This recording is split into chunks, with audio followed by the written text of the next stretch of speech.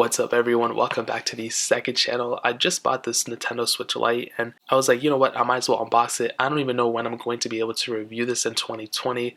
I do have my original Nintendo Switch and I love this thing a lot even though I barely even play any games on it. But I just got this thing, so let's go ahead and unbox it. You know, this thing was just announced or like released like a year ago, probably like 9-10 months ago. And I figured I might as well pick one up because I have to do a SWI on it, and believe it or not, the used prices for this thing have actually not depreciated that much, which I'm actually pretty surprised about. Usually within like a couple of months or like a year, the devices usually already depreciate. For example, like the iPhone 11 Pros, these things are already like 800 in the used market, and that's only like a couple of months. And this thing, a full like 9 months later, has only depreciated like $20, not even. So as soon as you take it out of the box, this is pretty much what it looks like.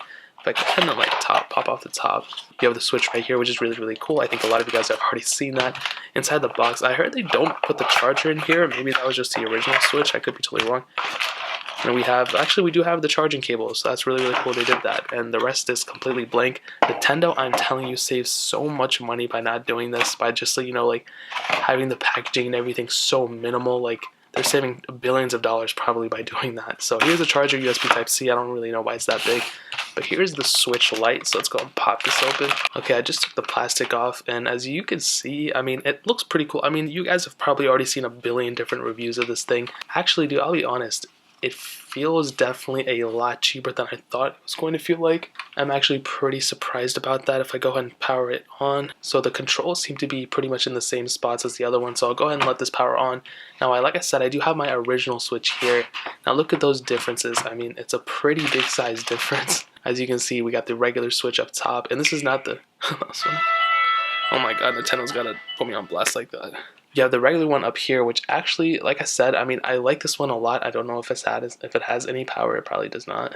Okay, as you can see, we do have some power in it, and I will have to set this through, but I will be doing a SWI on this video, like a still worth it video, talking about whether it's still worth it, and more so talking about whether you should pick up this or a used Nintendo Switch, or even like a, you know, brand new Nintendo Switch.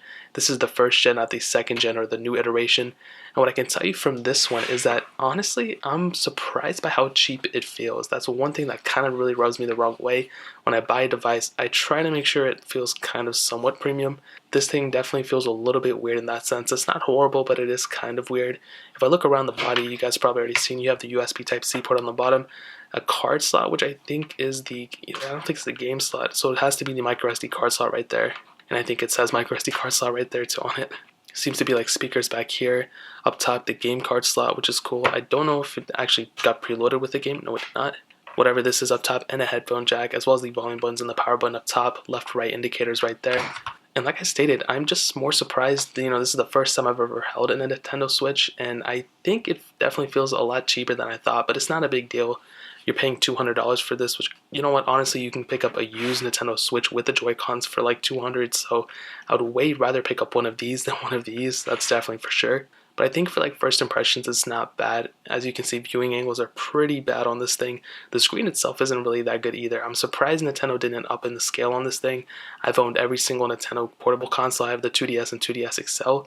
The 2DS XL is actually really good. I think the Nintendo knocked it out of the park with that. This one seems like a pretty big step down from the Nintendo Switch, and I have heard a ton of people are having those Joy-Con issues too. So that seems to be a pretty big issue that Nintendo definitely needs to fix. But yeah, those are just my first impressions. I'll have a review out hopefully sooner than later. I don't want to take, you know, 3 months to do it. Hopefully I can get it out, you know, very soon. But yeah, that's pretty much it. If you guys have any questions or anything, leave it down in the comment section below. Hit that like button, that would mean so much, but definitely hit that subscribe button. Every single subscriber that we get really does count, so it would mean so much if you guys could hit that. Also check out the other links down in the description as well. My Twitter, my Instagram, my second channel.